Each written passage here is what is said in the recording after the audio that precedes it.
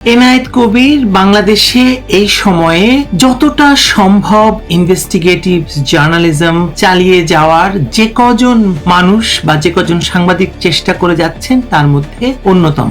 বিশেষ করে 2024 সালের জুলাই আগস্টে যে মেটিকুলাস ডিজাইনে বাংলাদেশে সরকার পরিবর্তন ঘটানো হয়েছে এবং বাংলাদেশকে জঙ্গিদের দখলে নেওয়া হয়েছে, তার পেছনের ঘটনা সূক্ষ্মাতি সূক্ষ্ম বিশ্লেষণ এবং বিভিন্ন তথ্য, তত্ত্ব এবং পরিসংখ্যানকে নিয়ে এসে একত্রে মিলিয়ে সেগুলো বিশ্লেষণ করে জুলাই যে একটি মেটিকুলাস ডিজাইন এবং একটি ভয়ঙ্কর স্ক্যাম সেটি তিনি বারবার প্রমাণ করে দিচ্ছেন। নর্থ ইস্ট নিউজ পোর্টালে ধারাবাহিকভাবে প্রকাশিত হচ্ছে কি করে জুলাই স্ক্যাম বাংলাদেশকে একটি ভয়ঙ্কর অবস্থানে এনে দাঁড় করিয়েছে, বিশেষ করে এতগুলো মানুষের মৃত্যুর ঘটনা এবং কিভাবে তাদের মৃত্যু হয়েছে, কিভাবে কথিত জুলাই যোদ্ধাদের সংখ্যা বাড়ানো হয়েছে এবং আন্তর্জাতিক সংস্থা বিশেষ করে জাতিসংঘ যে রিপোর্টটি দিয়েছে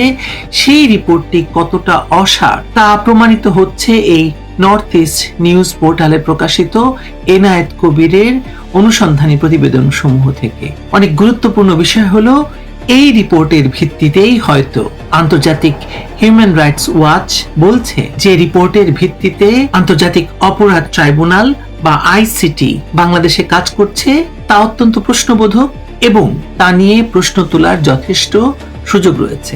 চলুন আমরা জানার চেষ্টা করি এনায়েত কবিরের কাছ থেকে যে তিনি তার ফাইন্ডিংস আসলে কি বলছে।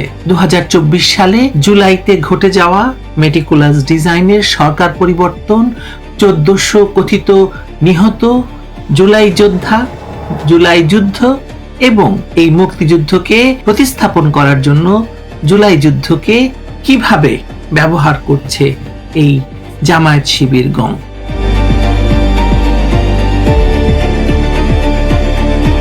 ধন্যবাদ আপনাকে যোগ দেওয়ার জন্য। আসলে এই মুহূর্তে বাংলাদেশ সফর করছেন মার্কিন প্রেসিডেন্ট ট্রাম্পের বিশেষ দূত, আর সেই সময় হিউম্যান রাইটস ওয়াচ আন্তর্জাতিক অপরাধ ট্রাইব্যুনাল নিয়ে আন্তর্জাতিক প্রশ্ন তুলেছে। আপনি কি নিশ্চয়ই দেখেছেন প্রশ্নগুলো কি কি এবং আপনার কি মনে হয় কেন হিউম্যান রাইটস ওয়াচ এই প্রশ্ন তুললো?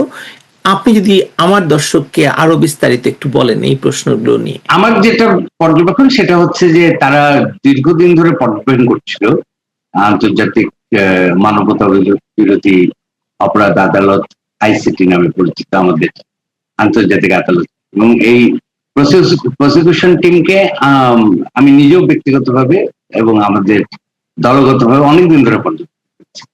তো এই হিউম্যান রাইটস ওয়াচের রিপোর্টটা পাওয়ার পরে দেখলাম যে আমরা এতদিন যা বলেছি বা ভেবেছি বা পর্যবেক্ষণ করেছি এটা প্রায় কাছাকাছি ধরনের হচ্ছে। ও তারা সবচেয়ে গুরুতর দুটো প্রশ্ন তুলেছে।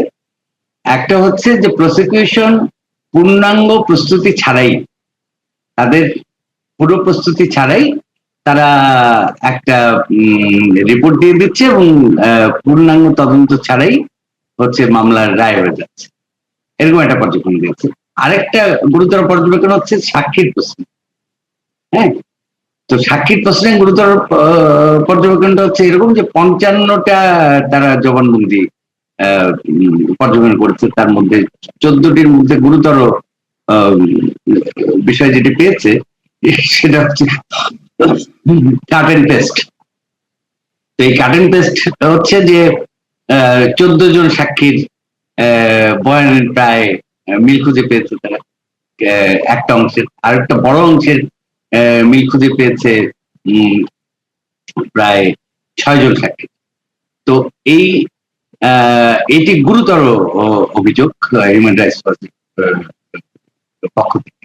দ্বিতীয় প্রসঙ্গ হলো যে এখানে দেখুন যে এই রিপোর্টে আরেকটি গুরুতর প্রশ্ন আছে, সেটি হচ্ছে গণহত্যা যে শব্দটি ব্যবহার করা হচ্ছে দীর্ঘ সময় ধরে, সেটি নিয়েও কিন্তু তারা প্রশ্ন তুলেছে যে জাতিসংঘের সংজ্ঞা অনুযায়ী যে আমরা জানি যে একটি জাতি, গোষ্ঠী বা সম্প্রদায়কে নির্মূল করার অপচেষ্টায় যে হত্যাযজ্ঞ চালানো হয়, তো সেই রকম কোন ঘটনার প্রেক্ষিতে এটি ঘটেনি এবং গণহত্যার বিষয়টি তারা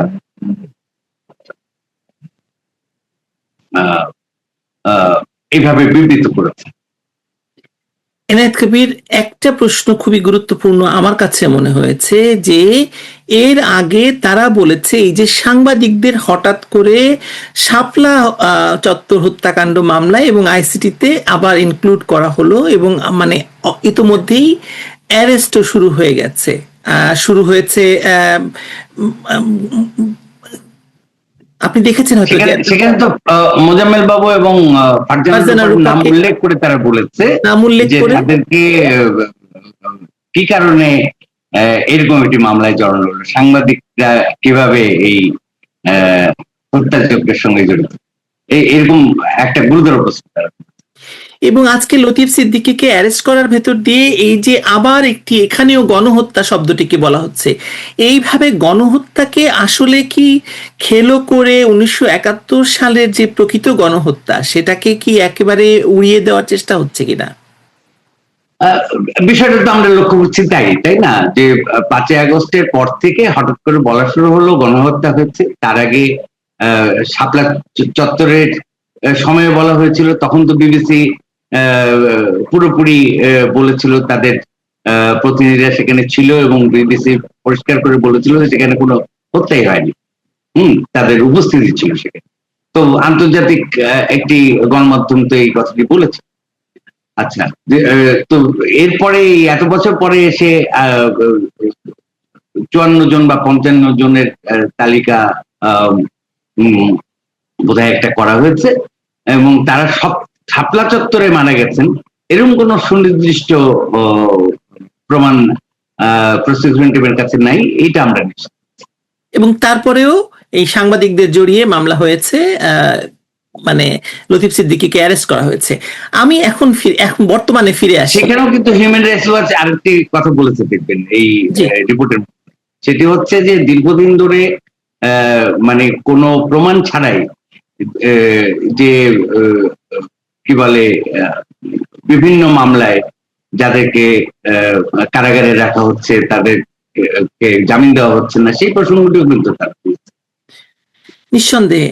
এনায়েত কবির, আপনি গত কয়েকদিন ধরে প্রায় 4-3 সপ্তাহ ধরে আপনি কি যেন নর্থ ইস্ট নিউজে আপনি একটি ধারাবাহিক লিখছেন, বিশেষ করে এই যে জুলাইকে কেন্দ্র করে গণহত্যা, জুলাইকে কেন্দ্র করে যে আন্তর্জাতিক রিপোর্ট যার ভিত্তিতে শেখ হাসিনাকে ফাঁসি দেওয়া, পুরোপুরি অনেকগুলো জিনিস জড়িত এই এই এই এই রিপোর্টকে কেন্দ্র করে, এবং আপনি সেই রিপোর্টটাকে একদম মানে ময়না তদন্তের মতো করে একজন সাংবাদিকের দৃষ্টিতে, একজন অনুসন্ধানী সাংবাদিকের দৃষ্টিতে দেখছেন এবং আপনারা সম্মিলিতভাবে কাজ করছেন। প্রথম প্রশ্ন হচ্ছে, এই আপনারা আসলে কারা যারা আপনারা এই এই কাজটি করছেন? দ্বিতীয়ত, আপনারা এই মানে সরকারি বেসরকারি তালিকা যে দেওয়া হয়েছে মানে হতাহত এবং তথাকথিত শহীদের, মানে গুরুতর প্রশ্ন তুলেছেন। প্রথমেই জানতে চাই যে এই তালিকাগুলো যাচাই করতে গিয়ে সবচেয়ে বড় যে অসঙ্গতিটি আপনাদের সামনে এসেছে সেটি সংখ্যায়, পরিচয়ে, মৃত্যুর তারিখে নাকি মৃত্যুর কারণ নির্ধারণে? সবচেয়ে বড় অসঙ্গতিটি আপনার চোখে কি বা আপনাদের চোখে কি? সবগুলিতে সবচেয়ে বেশি আমার বিশেষ করে পর্যবেক্ষণের জন্য মৃত্যুর কারণ যেহেতু একটা বয়ান দেওয়া হচ্ছিল দীর্ঘদিন ধরে যে রাষ্ট্রীয় বাহিনীর গুলিতে মারা গেছে, এই বয়ানটার কারণেই হচ্ছে এই যে 843 জনের যে তালিকা, সেখানে আমার পর্যবেক্ষণ ছিল যে মৃত্যুর কারণ কি। হ্যাঁ, তো সেইখানে আসলে এই ব্যাপারটি হচ্ছে যে আমি দীর্ঘদিন ধরে আইসিটির প্রসিকিউশন দলের যে তদন্ত প্রক্রিয়া সেটি পর্যবেক্ষণ করে আসছি। তো তার মধ্যেই যেটা হয় যে mark.r&au নামে একটা স্বাধীন অনুসন্ধানী দল, তারা আমার সাথে যোগাযোগ করে এবং তারা বেসিক্যালি যে কাজটি করছে অনেকদিন ধরে সেই গেজেট পাবলিকেশনের পর থেকে সেটা হচ্ছে ওরা কাজ করছে হলো যে এই গেজেটে অন্তর্ভুক্ত যত জনকে দেখানো হয়েছে প্রত্যেকের ইন্ডিভিজুয়াল তথ্য তারা ম্যাচ করছে বিভিন্ন তথ্যের সঙ্গে। যেমন সংবাদপত্রে প্রকাশিত হয়েছে বিভিন্ন তথ্য, তারপরে অন্যান্য মাধ্যমে তারা কিছু তথ্য পেয়েছে। সেই সব মিলিয়ে তারা যেটা করছিল যে ইন্ডিভিজুয়ালি প্রত্যেকের মৃত্যুর কারণ কি, কোথায় দাফন করা হয়েছে ইত্যাদি। আবার চিকিৎসকদের একটা দল তারা কাজ করছে, তাদের সাথেও আমার যোগাযোগ। তারপরে অবসরপ্রাপ্ত পুলিশের একটা দল কাজ করছিল, হ্যাঁ, এবং সাংবাদিকদের একটি দল কাজ করছে বিভিন্ন সময়ে, এবং প্রথম আলো সুনির্দিষ্টভাবে তারাও কিন্তু কাজ করছে। প্রথম আলো একদম বোধহয় 700 জনের উপরে কাজ করে ফেলেছে। তো মোটামুটি যে তথ্যটা পাওয়া যায় 721 জনের মোটামুটি তথ্য পাওয়া গেছে, আর বাকিদের তথ্য কিন্তু এখনো যাচাই বাছাই করা যায়। 1400 জনের মধ্যে 1400 জনের যে তালিকা জাতিসংঘ বলেছে বা যে সংখ্যাটা বলেছে তার মধ্যে 700 জনের আপনারা তথ্য পেয়েছেন। এই তথ্যের ভেতর কতজন ধরুন পুলিশের গুলিতে আর কতজন 5ই আগস্টের পরে নিহত হয়েছে বলে আপনি পাচ্ছেন? সেখানেই আসছি। তো সেটি আসলে এই 1400 জনের গল্পটা হিউম্যান রাইটস ওয়াচের রিপোর্টে গতকালকে বোধহয় শেষ হয়ে গেছে। কারণ হচ্ছে তারা বলছেন যে 850 জন হতে পারে, আর 1400 জনের যে প্রসঙ্গটি জাতিসংঘ বলেছিল সেটা কিন্তু হতে পারে, হ্যাঁ। তো হতে পারে দিয়ে তো আর পূর্ণাঙ্গ তালিকা হয় না। তো সেখানে পর্যাপ্ত তথ্যের অভাব ছিল, এবং এই যে 843 জনকে যে প্রক্রিয়ায় তালিকাভুক্ত করা হলো সেখানে হচ্ছে সুনির্দিষ্টভাবে কিন্তু তথ্য পাওয়া যাচ্ছে না যে পুলিশের গুলিতে কতজন মারা গেছে, বা ছাত্র কতজন মারা গেছে, বা মানে আমার নিজেরই যেটা জানবার ইচ্ছা যে আসলে 4 আগস্ট পর্যন্ত ছাত্র কতজন মারা গেছে, হ্যাঁ, এবং তারা কিভাবে মারা গেছে। তারপরে যেহেতু এটা কোটা আন্দোলন ছিল এবং কোটা আন্দোলনের নেতৃত্ব দিয়েছিল ছাত্ররা। আর দ্বিতীয় যে প্রসঙ্গটি বললেন যে 5 তারিখ এবং 5 তারিখের পরে কতজন, তো 5 তারিখের পরে যেটা যে সংখ্যাটা পাওয়া যাচ্ছে সেটা কিন্তু বিপুল সংখ্যা, অর্ধেকের বেশি। তো সেইখানে ধরুন তালিকার 1 থেকে 24, হ্যাঁ, এই 1 থেকে 24 যারা মারা গেছে তাদের সঙ্গে কোটা আন্দোলনের কোনো সংশ্লিষ্ট রয়েছে একেবারে ছিল। আচ্ছা, তারপরে হচ্ছে 25 থেকে 76, 1 জুলাই থেকে 24 জুলাই পর্যন্ত যারা মারা গেছে, আমি তালিকায় যে গেজেটেড সংখ্যা, তারপর 25 থেকে 176 জন, হ্যাঁ। আচ্ছা, এটা হচ্ছে 5 তারিখ এবং তারপরে বিভিন্ন ঘটনায় মারা গেছে, তাদেরও আন্দোলনের সাথে কোনো সংশ্লিষ্ট ছিল না। তারপর ধরুন 258 জন, মানে আপনি যদি 101 থেকে একদম 358 পর্যন্ত দেখেন, তাহলে তাদের মৃত্যুর কারণ কি? তাদের মৃত্যুর কারণ হচ্ছে 5 তারিখে তারা পুলিশের থানা একযোগে থানা হামলা হয়েছিল, মনে আছে? সে থানা হামলা করেছিল, এবং থানা হামলা করতে গিয়ে বিভিন্ন সংঘর্ষে তারা মারা গেছে। আচ্ছা, তাদেরও আন্দোলনের সাথে কোনো সম্পর্ক ছিল। আচ্ছা, এবং সর্বশেষ যদি বলি আমরা যে 12 জন 359 থেকে 370, এরা আপনার ইয়েতে 5 তারিখের আগেই মারা গেছে, কিন্তু পুলিশের গুলিতে কিনা সেটা সুনির্দিষ্ট নয়। তারপরে তাহলে আপনি 370 জন পেলেন এরকম, যে যাদের সঙ্গে আন্দোলনের সংশ্লিষ্টতা ছিল না, তারা গেজেটে অন্তর্ভুক্ত হচ্ছে। কিন্তু গেজেটে সুস্পষ্টভাবে বলা কি বলে এই জুলাই শহীদ বলে যাদেরকে চিহ্নিত করা হবে সেই ব্যাপারে কিন্তু সুনির্দিষ্ট একটি প্রজ্ঞাপন আছে। সুনির্দিষ্ট প্রজ্ঞাপনে বলা হচ্ছে যে যারা 5 আগস্ট পর্যন্ত রাষ্ট্রীয় বাহিনী অথবা সেই সময়ের সরকারি সরকারে যারা ছিলেন সেই রাজনৈতিক দলের বিভিন্ন সংগঠনের কর্মীদের দ্বারা আক্রমণে নিহত হয়েছে, তাদেরকে বলা হবে জুলাই শহীদ। আর ওই সময় যারা আহত হয়েছেন তারা হচ্ছেন জুলাই যোদ্ধা। এটা কিন্তু তাদের সংজ্ঞাটি সুনির্দিষ্ট। তাহলে 5 তারিখের পরে যারা বিভিন্ন সময়ে মারা গেলেন, যেমন সুনির্দিষ্ট ভাবে বলি আমি, নাটোরে একজন আওয়ামী লীগের এমপি শিমুলের বাড়িতে আক্রমণ করা। সেই আক্রমণ করতে গিয়ে যারা নিহত হলো, কিভাবে নিহত হলো, সেই বাড়ির ভিতরে একদল ঢুকে পড়লো এবং সেই তারা লুটতরাজ করছিল, আরেক দল এসে বাইরে থেকে আগুন লাগিয়ে দিল, সে আগুনে পড়ে তারা মারা গেল। তারাও জুলাই শহীদ।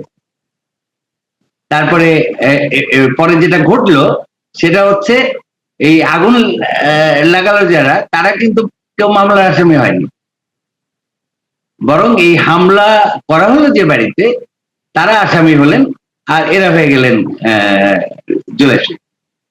আচ্ছা, একইভাবে আপনি দেখবেন যে জাবিন ইন্টারন্যাশনাল যশোরের হোটেল, সেখানেও কিন্তু একই ঘটনা ঘটলো, যে সেই হোটেলে রীতিমতো তাণ্ডব চললো।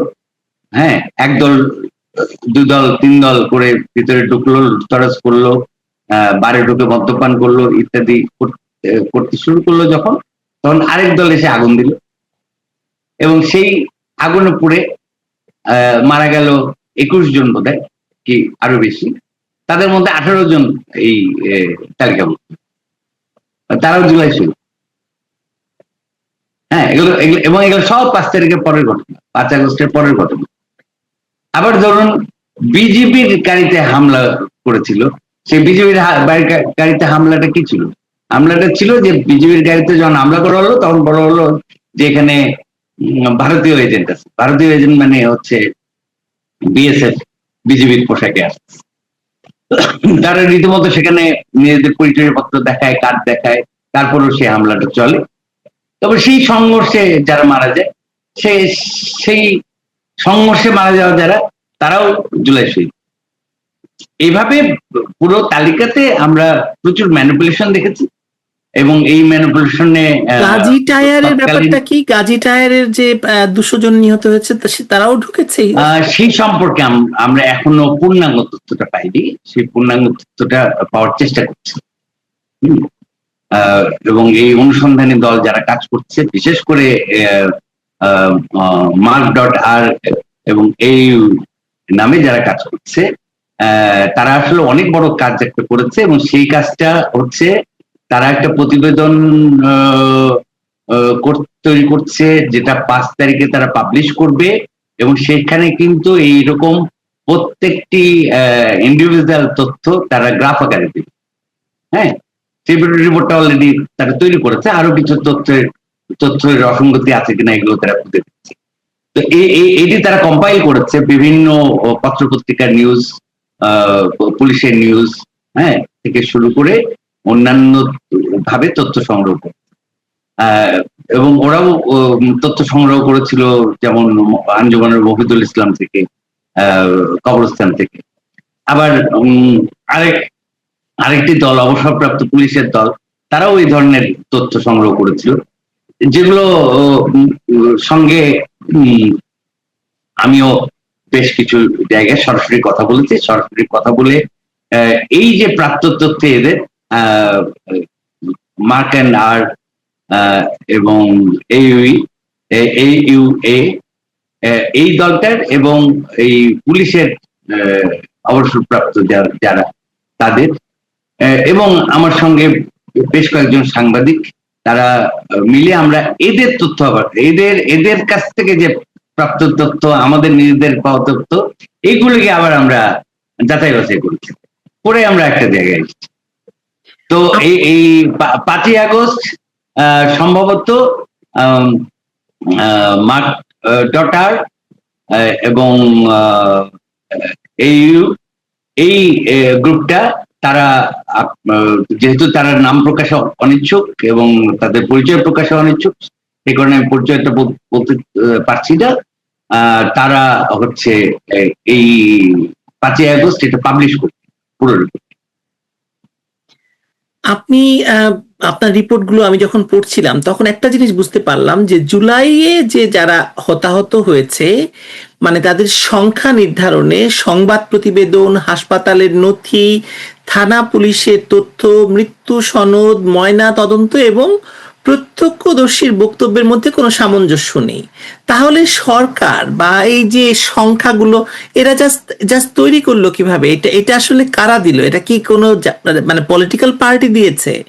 কারা দিয়েছে এই তথ্যগুলো? এটা তৎকালীন অন্তর্বর্তী সরকারের প্ররোচনা ছিল, এবং আপনি জানেন যে আইসিটি মানবাধিকার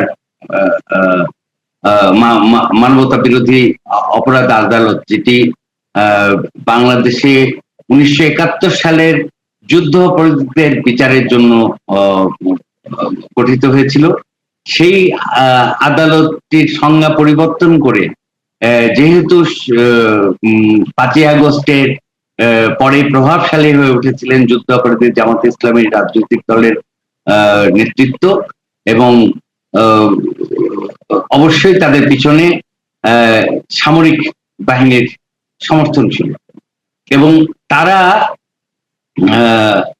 একেবারেই এই আদালত প্রসিকিউশন টিম পুরোটাকেই তারা দখল করে, এবং তারা আইন মন্ত্রণালয় এবং তৎকালীন অন্তর্বর্তী সরকার এবং স্বাস্থ্য মন্ত্রণালয়, এরা সবাই মিলে এই বিষয়টি ঘটিয়েছে।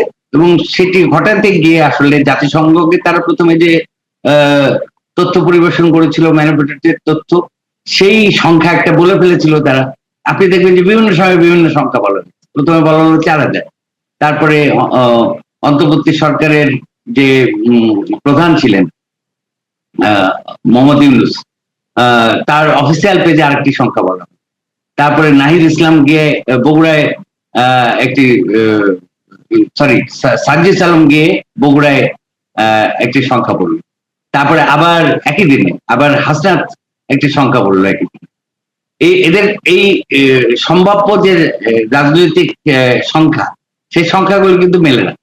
হ্যাঁ, তো একটি সংখ্যা যেহেতু বলে ফেলা হলো যে 1400, সেই 1400কে প্রমাণ করার জন্য কিন্তু এই গেজেট তালিকা তৈরি করা হচ্ছিল। এখন সেইটা তৈরি করতে গিয়ে এই ধরনের ম্যানিপুলেশন ঘটছে, এবং এটি নিঃসন্দেহে হচ্ছে গুরুতর একটি কাণ্ড। হ্যাঁ, মানে তদন্ত প্রতিবেদনেই যদি এরকম বড় গন্ডগোল থাকে, তার মানে এই যে আন্তর্জাতিক অপরাধ ট্রাইব্যুনালে এই বিচার যখন চলছে, আমি দেখতে পাচ্ছি যে ওদের পক্ষের মানুষ, এমনকি টবি ক্যাডম্যান যখন এখান থেকে চলে যান তখনও উনি প্রশ্ন তুলেই গেছেন। উনি এমনি তো চলে যাননি, উনি প্রশ্ন তুলেই গেছেন, এবং এইসব অসঙ্গতির কারণেই চলে গেছেন বলে অনেকে মনে করছেন, অনেকে বলছেন সে কথাও। ডেভিড বার্গম্যান প্রশ্ন তুলছেন এই বিচার প্রক্রিয়া নিয়ে, এবং সর্বশেষ আমরা তো দেখলামই হিউম্যান রাইটস ওয়াচ এই প্রশ্ন তুলল।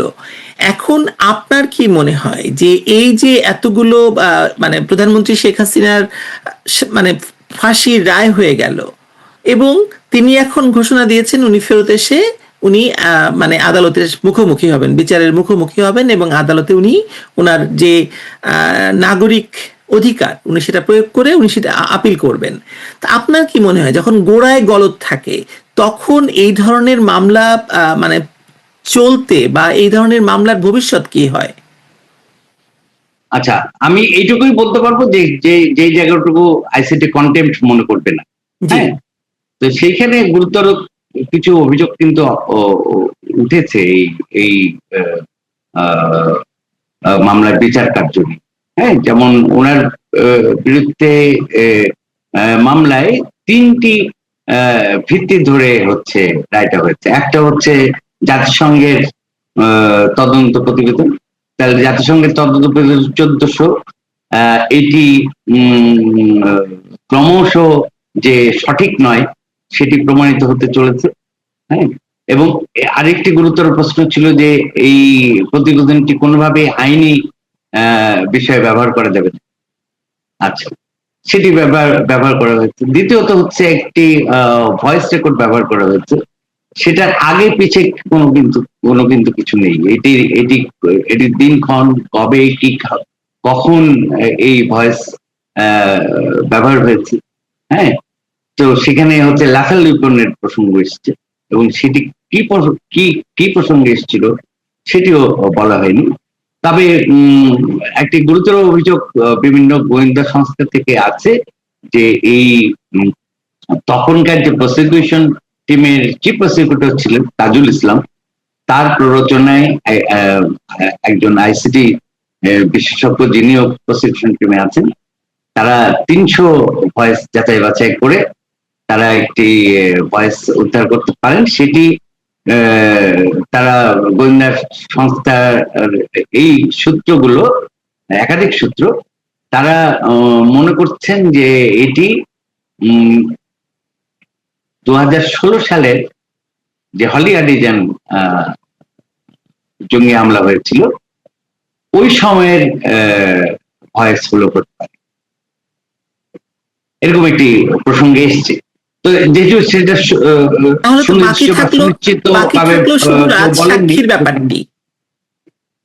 রাজশাহীর ব্যাপারটিও তো খুব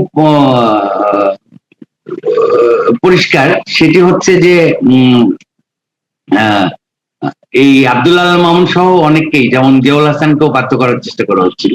হ্যাঁ, তারপরে আমরা জেনেছি যে তাদেরকে সেফ হোমে আনা হয়েছিল, এবং সেফ হোমে ধানমন্ডি 11 নম্বর রোডে সেফ হোমে নিয়ে এসে রীতিমতো পারিবারিক কিছু বিষয়ে হুমকি দেওয়া হয়েছে, চাপ প্রয়োগ করা হয়েছে, এবং সেই চাপ প্রয়োগের পরে কিছু লোভও দেখানো হয়েছে মিস্টার মামুনকে। হ্যাঁ, এবং তারপরে মিস্টার মামুন সেখানে রাজি হয়েছেন সেটাই করতে। একই রকমের চাপ এবং লোভ অব্যাহত ছিল জিয়াউল হাসানের প্রতি। তিনি তো এখনো বোধহয় দৃঢ়তা দেখিয়ে চলেছেন, সেটা আমরা জানতে পারিনি যে কি হয়েছে। এনায়েত কবির, আপনি লিথাল উইপনের মানে কথা বলেছেন। 7.62 রাইফেল নিয়ে যে বিতর্ক একদম শুরু থেকে শুরু হলো, এ বিষয়ে আপনার পর্যবেক্ষণ বা আপনার ফাইন্ডিংস কি বলছে? আমরা শুধু আবু সাইদের মৃত্যুর প্রসঙ্গটা সেক্ষেত্রে তো সেখানে দেখুন যে প্রথমে বলা হলো যে মাথায় আঘাত লেগেছে। হ্যাঁ, এবং সেই মাথায় আঘাতের প্রসঙ্গটি কিন্তু সুরতাল রিপোর্টেও ছিল, আবার ময়নাতদন্ত ছিল। এই সুরতাল এবং ময়নাতদন্তের বিষয়টা কিন্তু খুব গুরুতর বিষয়, দুটিকে মিলতে হবে। আচ্ছা, এবং মকবুল হোসেন আবু সাইদের পিতা, উনিও কিন্তু প্রথমে এই মাথার পিছনে আঘাত লাগার প্রসঙ্গটি বলছেন। 28 আগস্ট প্রথম আলো যে প্রকাশ করে এই সংক্রান্ত সংবাদ, সেখানেও কিন্তু মাথায় আঘাত লাগার প্রসঙ্গ ছিল। কিন্তু যখন মামলার বিচার কাজ চললো, দুজন পুলিশ দ্বারা দাঁড়িয়েছিলেন সামনে, এবং আমির হোসেন এবং আরেকজন কনস্টেবল, তো তখন কিন্তু মকবুল হোসেন এবং তাজুল ইসলামের কথার সুর একরকম ছিল। হ্যাঁ, আর ময়নাতদন্তকারী কিন্তু সেই সহকারী অধ্যাপক রংপুর মেডিকেল কলেজের, উনিও কিন্তু এসে বললেন যে তিনি তখন ডিজিএফআই এনএসআই চাপে ময়নাতদন্ত রিপোর্ট ভুল দিতে হয়েছিল, আসলে গুলিতে মারা গেছে, মাথার পিছনে আঘাত। কিন্তু সুরতাল রিপোর্ট যিনি করেছিলেন তার বক্তব্যের সাথে কিন্তু এদের কারো বক্তব্য মেলে না। হ্যাঁ, আচ্ছা, আর এই গুলিটা কি গুলি? ছড়া গুলি, রাবার বুলেট, নাকি কি বলে আপনার 7.62? এটা তো সুনির্দিষ্ট না, এটা নিয়ে কিন্তু বলা হচ্ছে না। হ্যাঁ, তো তদন্তের পরে বা শ্রোতালে এটা তো সুস্পষ্ট থাকবে তাহলে যে কি কি কিভাবে। তো ছড়রা গলিতে যদি মারা গিয়ে থাকে একজন, তাহলে ছড়রা গলিকে এখন লাথাল উপর হয়ে গেল, ছড়রা গলি নিশ্চয়ই লাথাল উপর। আর আপনি যে প্রসঙ্গটি বললেন 7.62 বিষয়ে, সেটি হচ্ছে সাকাওয়াত হোসেন কিন্তু এখনো বলে যাচ্ছেন, বিভিন্ন সময়ে বলেছেন, যিনি প্রথম প্রশ্নটি তুলেছিলেন স্বরাষ্ট্র উপদেষ্টা তৎকালীন অন্তর্বর্তী মোহাম্মদ ইউনূসের নেতৃত্বাধীন অন্তর্বর্তী সরকারের। তো উনি কিন্তু বরাবরই বলে আসছেন যে 7.62 পুলিশের হাতে ছিল না, কি বলে স্নাইপার পুলিশের হাতে ছিল না। এবং উনি আরো গুরুতর অভিযোগ করেছেন, সেটি হচ্ছে যে বহিরাগত যাদের দেহের গড়ন বাংলাদেশের মানুষের মতন নয়, তারা এই স্নাইপারের ব্যবহার করেছে। যেমন আপনি দেখবেন যে আলোচিত তো দুইজনই, প্রথমত হচ্ছে রেজিম চেঞ্জের সবচেয়ে পোস্টার বয় আবু সাইদ, হ্যাঁ, যেটা আপনার টার্নিং পয়েন্ট ছিল এই কোটা আন্দোলন কে সরকার বিরোধী আন্দোলনে পরিণত করে। তো ওই টার্নিং পয়েন্টে দেখা যাচ্ছে যে আরেকজন পোস্টার বয়, ওয়াটার বয়, এই যে মুক্ত, তার একাধিক ভিডিও নিশ্চয়ই আপনিও দেখেছেন, আমরা দেখেছি, যে তিনি লক্ষ্যভেদী কোনো গুলিতে তখন লুটিয়ে পড়েছেন এবং মারা গেছেন। হ্যাঁ, এবং পুলিশ কিন্তু অনেক দূরে দাঁড়িয়ে আছে। তো এটি কিন্তু এখনো তদন্তকারী দল খুঁজে পেয়েছে কিনা যে কারা সেই লক্ষ্যভেদী গুলির ইয়ে ছিল, পেছনে ছিল, তারা সেই গুলি করেছে। তো আবার এই পুরো তালিকার মধ্যে, এই যে গেজেট ভুক্ত তালিকার মধ্যে কতজন এইরকম স্নাইপারের দুর্ভেদগুলি, সেটির সংখ্যা কিন্তু খুব বেশি নয়, আমরা যেটুকু যাচাই বাছাই করে দেখছি।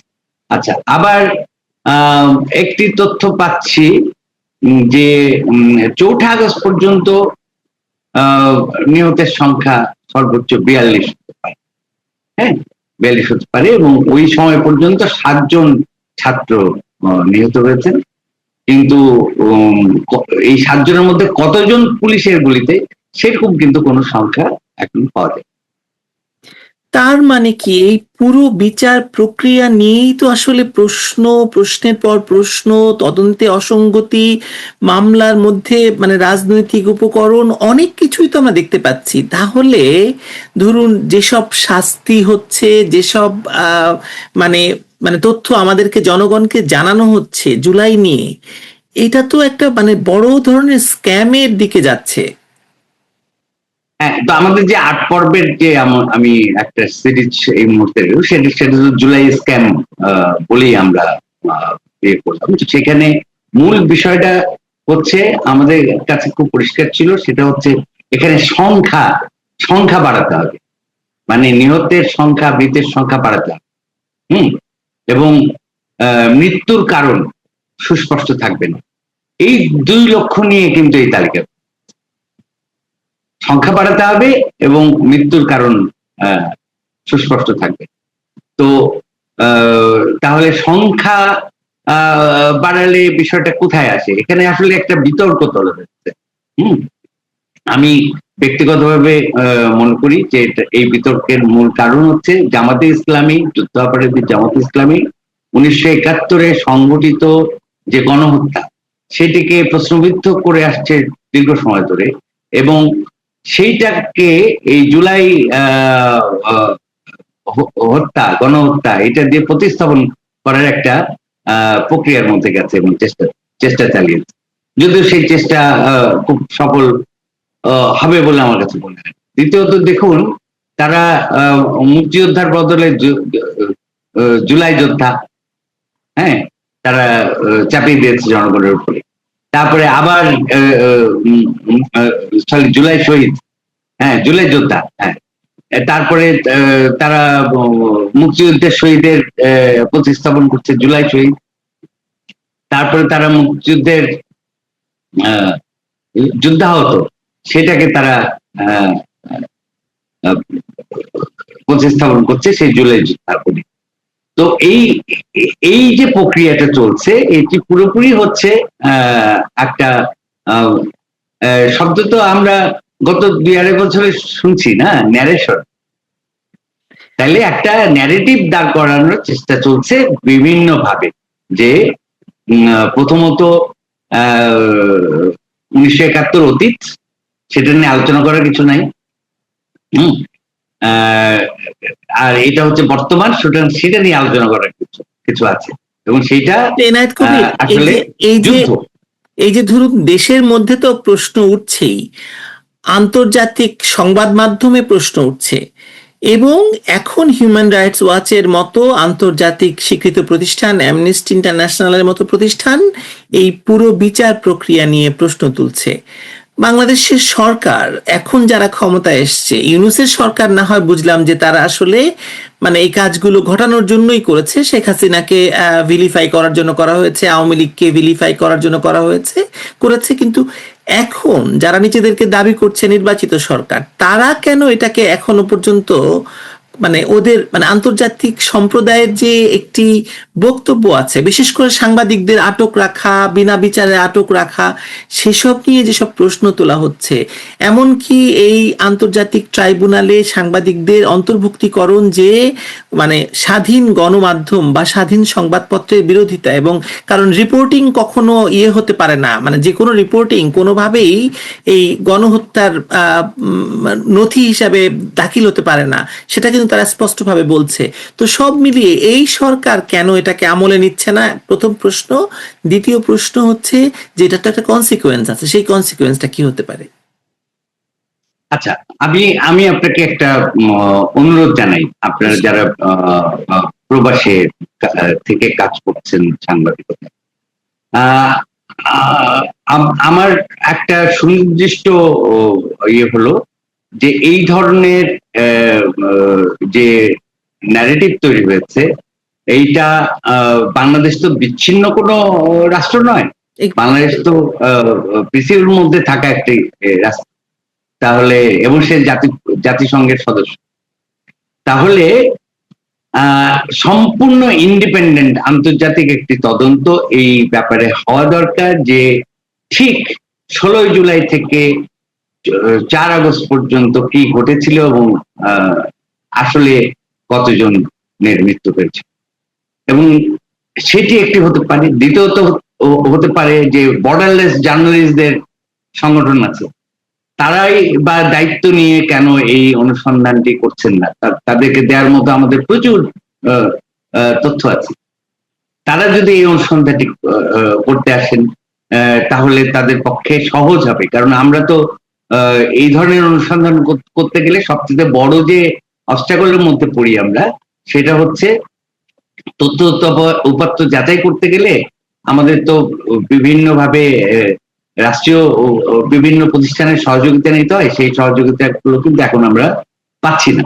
হ্যাঁ, তো সেইখানে খুবই দুরূহ একটি কাজ করেছে mark.r এবং AUE, হ্যাঁ, এবং এটার নেতৃত্বে যে 2 জন আছে তারা মানে খুবই কষ্টসাধ্য একটি কাজ করে। তো সেই কাজটি করতে গিয়ে তাদের যে তথ্যপত্র যাচাইয়ের পদ্ধতি, সেটি বরং অনেক পরিচ্ছন্ন পদ্ধতি, এবং সেইটাকেও যাচাই বাছাই করতে গিয়ে এবং অন্যান্য আরো অনেক দলের তথ্যপত্র যাচাই করতে গিয়ে আমরা নিজেরা যে যাচাই বাছাই পদ্ধতি অনুসরণ করেছি সেটিও যথেষ্ট। আপনি কি আবার বলবেন যে কোন মানে মার্ক ডট কি বললেন আপনি? mark.r এবং AUA, এই নামই হচ্ছে পরিচালিত হচ্ছে একটি স্বাধীন অনুসন্ধান দল, তারা কাজ করছে। হ্যাঁ, এবং তারা খুবই কষ্টসাধ্য একটি কাজ করেছে, এবং তাদের প্রতিবেদনটি কিন্তু 5 আগস্টেই তারা প্রকাশ করছে। আচ্ছা, আচ্ছা, যেহেতু তাদের সঙ্গে কারা কাজ করছেন নাম প্রকাশে অনিচ্ছুক তারা, সুতরাং আমি নাম জি, না না, নিঃসন্দেহে নয়, তাদের সেফটি তো বড় ইস্যু, কিন্তু মানে যে কথা আপনি যে প্রশ্ন দুটি করলেন, জি জি, তো আবার যদি একটু আমি বলতে চাইছি যে এই যে মানে বর্তমান সরকার কেন এই আন্তর্জাতিক মানে অর্গানাইজেশন গুলোর যে প্রশ্ন তুলছে সেই প্রশ্নে কর্ণপাত করছে না এখনো পর্যন্ত? প্রথম প্রশ্ন ছিল সেটা। বর্তমান সরকারের যে ধারাবাহিকতা, সেটা তো ইউনিট সরকারের ধারাবাহিকতা নয় কি? তারা তো ইউনিট সরকারের কোনো কিছুকে তারা তো অন করেন না, এরকম কিছু বলেননি, প্রথম কথা। দ্বিতীয় কথা হচ্ছে যে নতুন যে চিফ প্রসিকিউটর এসছেন, তিনি তো আইসিটিতে মোটামুটি আরো অনেক মামলা হাজির করেছেন। হ্যাঁ, যেমন শাপলা চত্বর, হ্যাঁ, মামলা এখানে সংশ্লিষ্ট। তো এমনকি জিয়াউর রহমান হত্যা মামলাও এখানে নিয়ে আসা হয়েছে। হ্যাঁ, তো সেই জায়গাগুলো, সেই বিষয়গুলোতে তাহলে আমরা যদি লক্ষ্য করি, তাহলে তাদের এই সরকারের সুনির্দিষ্ট একটা লক্ষ্য আছে, হ্যাঁ, বিচারিক প্রক্রিয়া। কিন্তু বিচারিক প্রক্রিয়াটা যে নানাবিধভাবে প্রভাবিত হচ্ছে, এই ব্যাপারে শুরু থেকেই প্রশ্ন ছিল। এটা যে জামাত ইসলামের যুদ্ধাপরাধী জামাত ইসলামের নেতৃত্বাধীন এবং প্রসিকিউশন টিম যে জামাত ইসলামের প্রভাবে চলছে, এবং যে গোয়েন্দা সংস্থার যে অংশগুলোকে সংযুক্ত করা হয়েছে তারাও যে জামাত ইসলামের প্রভাবে চলছে, এটি কিন্তু জাতীয় এবং আন্তর্জাতিকভাবে এখন প্রায় সবাই জানে। তো সেই জানার পরও হচ্ছে এরকম একটা প্রস্তাবিত প্রক্রিয়াকে কেন এরকম নির্বাচিত একটি রাজনৈতিক দল ধারাবাহিকতা রক্ষা করে চলছে, সেটি তো বড় প্রশ্ন। সর্বশেষ যে প্রশ্নটি আমি করতে চাইছি সেটি হচ্ছে যে আপনি যে মানে এত বড় একটি রিস্কি বলবো, এত বড় একটি ঝুঁকি নিয়ে আপনি এই এই জুলাইকে স্ক্যাম বলে একটি রিপোর্ট প্রকাশ করলেন একটি আন্তর্জাতিক কাগজেই, আন্তর্জাতিক পোর্টালে, আপনার কি মনে হয় এর একটা মানে প্রভাব থাকতে হবে, একটা প্রভাব আছে, সেই প্রভাবটা কি হতে পারে? আমরা ঠিক জানি না, কিন্তু খুবই যেটা লক্ষ্য করলাম যে আমাদের যেদিন অষ্টম পর্ব, শেষ পর্ব ছিল গতকাল, সেই দিনই হিউম্যান রাইটস ওয়াচ এই প্রশ্নটি তুলল। তো এরকম আমরা মনে করছি যে আমরা সূত্র ধরিয়ে দিতে পেরেছি, চিন্তার সূত্রগুলো ধরিয়ে দিতে পেরেছি, এবং সত্যি সত্যি যারা অনুসন্ধানে নানান ভাবে যুক্ত ছিলেন এবং যারা আমার সঙ্গে যোগাযোগ করে চলেছিলেন, হ্যাঁ, তাদের প্রতিও আমি খুবই কৃতজ্ঞ। এবং তারা হচ্ছে যে সূত্রগুলো তারা আবিষ্কার করেছেন, আমরা তারপরে পর্যবেক্ষণ করেছি, যাচাই বাছাই করেছি, এবং সেটি এখন প্রশ্ন হয়ে উঠতে শুরু করেছে, এবং সেই প্রশ্নটি তোলাটাই আসলে এই সিরিজের লক্ষ্য ছিল। অশেষ ধন্যবাদ আপনাকে এনায়েত কবির, নিশ্চয়ই আরো কথা হবে, এবং মানে আপনারা একটা বড় কাজ করেছেন, আন্তর্জাতিক অঙ্গন তার সেই প্রশ্নগুলোকে তাদের হয়ে চ্যালেঞ্জ করছে, এখন চ্যালেঞ্জ তৈরি করছে এই পুরো বিচার প্রক্রিয়া নিয়ে, এবং আমরা দেখতে পাবো যে আসলে বিচার প্রক্রিয়াকে মানে একেবারেই প্রশ্নবিদ্ধ মানে মানে করা সম্ভব এই যেসব প্রশ্নগুলো আপনারা তুলেছেন। কারণ এটা আসলে তো মানে কাউকে শাস্তি দেওয়া অশাস্তি দেওয়ার বিষয় নয়, এটা একটা রাষ্ট্রের স্থিতিশীলতার প্রশ্ন এই আদালতের সঙ্গে জড়িত। সুতরাং আমরা নিশ্চয়ই আরো কথা বলবো আপনার সঙ্গে এইসব বিষয় নিয়ে। ততক্ষণ ভালো থাকবেন, আপনি নিরাপদে থাকবেন। একটা বিষয়ে শুধু আমি আপনাকে শেষে বলতে চাইছি যে দেখুন, উই ওয়ান্ট জাস্টিস একটি স্লোগান উঠেছিল এই জুলাই মাসে, যারা কোটা আন্দোলন যুক্ত ছিলেন, যদিও পরে আমরা জানতে পেরেছি যে বৈষম্য বিরোধী ছাত্র আন্দোলন নামে যে সংগঠনটি, সেটির নেতৃত্ব যুদ্ধাপরাধী জামাত ইসলামী ছাত্র সংগঠন, ছাত্র শিবির ছিল, তো তারা নিজেরাই স্বীকার করে। তো এই যে উই ওয়ান্ট জাস্টিস, এই উই ওয়ান্ট জাস্টিস কি শুধু গুটি কতক মানুষের জন্য, নাকি সারা বাংলাদেশের মানুষের জন্য? তো সেইটা করতে হলে তো ন্যায় বিচার নিশ্চিত করতে হবে। ইনডেমনিটি তো দেওয়া হয়েছে এনায়েত কবির। প্রশ্নটি সেখানে তো উই ওয়ান্ট জাস্টিস তো প্রথমেই অস্বীকার করা হয়েছে। ইন্ডিপেন্ডেন্টি দেওয়া হয়েছে এই জন্যে যে এই যে কাণ্ডগুলি ঘটেছে সেখানে রাষ্ট্রীয় কর্তব্য পালন করতে গিয়ে যারা নিহত হয়েছেন, পুলিশ বা অন্যান্য রাষ্ট্রীয় সংস্থার, তাদের বিচার হবে না, সেরকম একটি ইন্ডিপেন্ডেন্টি হয়েছে। এবং এই পর্যন্ত গোটা পৃথিবীতে কখনো ঘটেছে কিনা যে হত্যার বিচারের জন্য ইন্ডিপেন্ডেন্ট দেওয়া হয়? হত্যার বিচারের কোনো ইন্ডিপেন্ডেন্ট হয় না, ফৌজদারি অপরাধের হয় না। জি, ভালো থাকবেন আপনি, কথা হবে আবার নিশ্চয়ই। জি, ধন্যবাদ আপনাকে।